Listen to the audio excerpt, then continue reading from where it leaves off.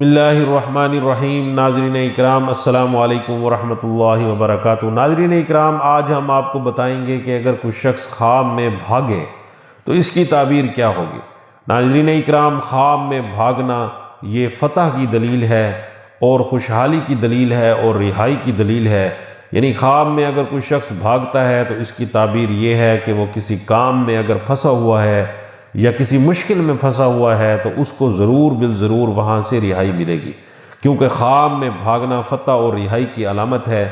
اور خواب میں اگر کوئی شخص بھاگتا ہے، کسی دشمن سے ڈر کے بھاگتا ہے یا کسی جانور سے بھاگتا ہے تو اس کی تعبیر بھی یہی ہے کہ اس کو راحت اور آرام اور سکون ملے گا، اور وہ دشمن سے بھی اور کسی جانور سے بھی اور کسی نقصان دہ چیز سے بھی اپنے آپ کو محفوظ کر سکے گا۔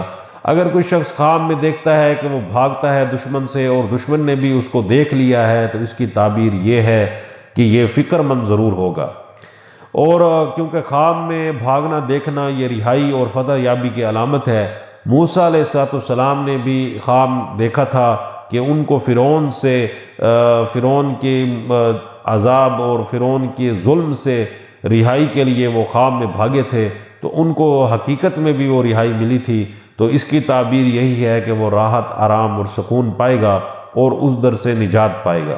کسی اگر مشکل میں پھنسا ہوا ہے، خواب میں بھاگنا دیکھنا بھی یہ راحت اور آرام کی نشانی ہے۔